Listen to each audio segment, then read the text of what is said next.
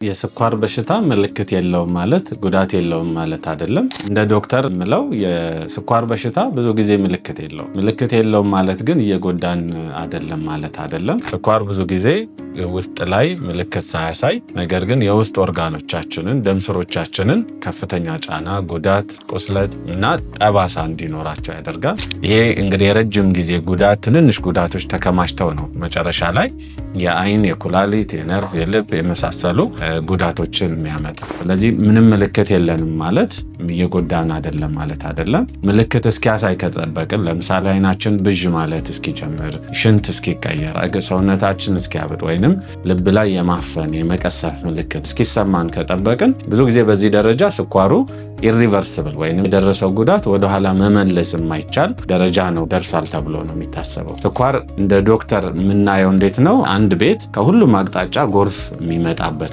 ቤት ውስጥ ያሉ ሰዎች ምንም ላይሰማቸው ምንም ላይታወቃቸው ይችላል።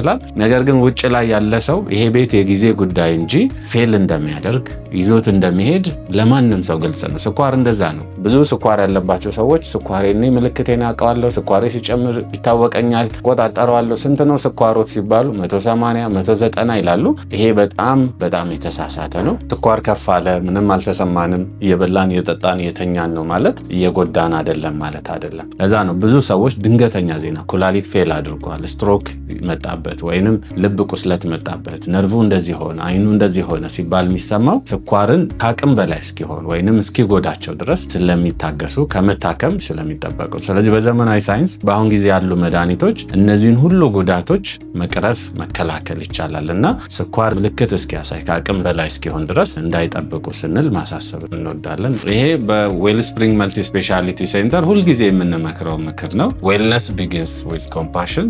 ሕክምና የሚጀምረው በርህራሄ ከማድመጥ ከመረዳት ነው። አመሰግናለሁ።